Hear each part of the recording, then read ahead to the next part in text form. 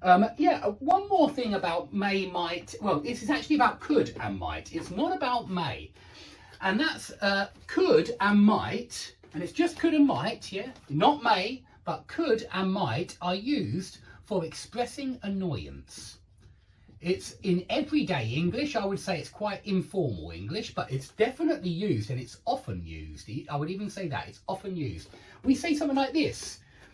And it's almost exactly the same as should. We say, you might have told me yesterday, or you could have told me yesterday. Now, this means that you didn't tell me yesterday, and I'm annoyed that you didn't tell me yesterday. In other words, it's very much like you should have told me yesterday, because you're criticizing the person. You should have told me yesterday. It's annoying that you didn't tell me yesterday.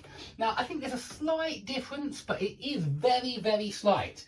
All three of them express annoyance, it seems to me. You should have told me yesterday. You might have told me yesterday. You could have told me yesterday. Okay, so this is another meaning of the could and might. But it's not okay to use may here. It's not possible. It's not allowed. Don't use may for expressing annoyance. Only might and could. Here's another example. When you're criticising yourself, you're annoyed with yourself. You go to a party, but you don't bring anything. Nothing, not even a bottle. And so we should have brought a bottle with us. You're criticising yourself. We could have brought a bottle with us. Yeah, we might have brought a bottle with us.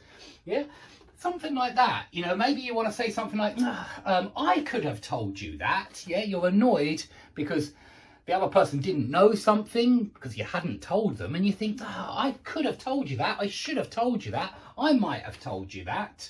Okay, so all possible there. And I think could is more common than might. But might is possible sometimes. You do see it. You really do. So that's one more thing to remember about might and could. And may and might, I would say this as well. And should. It's the same with should as well when we're talking about expectations. It's usually past speculation. Yeah, it's something like this. He might have already finished his essay. Yeah, yesterday. Yeah, yesterday he might have already finished his essay. We're talking about the past. But sometimes when we use might have done and may have done, we're talking about completed future. And I hope you see that this perfect form is sometimes for the past, most of the time with modals, I admit. Most perfect modals, might have done, should have done, can't have done, could have done. Most of them are speculation about the past. But occasionally you get one like this. And it is normally with this by plus time expression.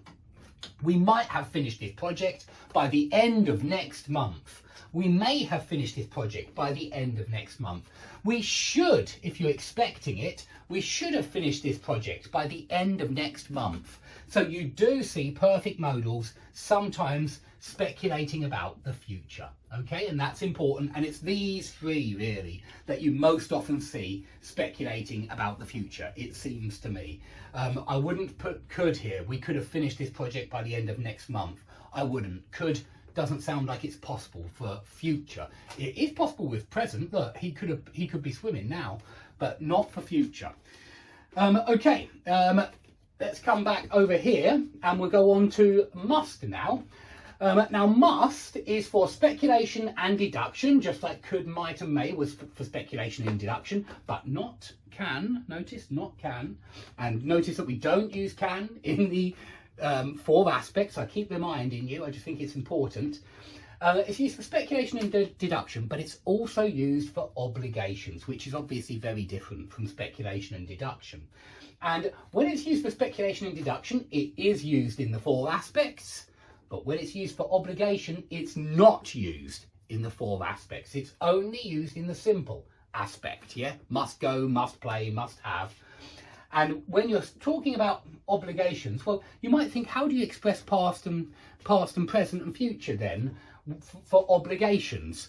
Well, basically, you have to use a different word. There is no past form of must, so you have to use had to for past obligations. Yeah, so when I was a boy, I had to wear a school uniform. Yeah, and I had to, there were lots of things I had to do. I had to be home before 11 o'clock at night, something like that. Yeah, these were obligations. You want to make it future, you say will have to, and then you've got the future obligation, will have to.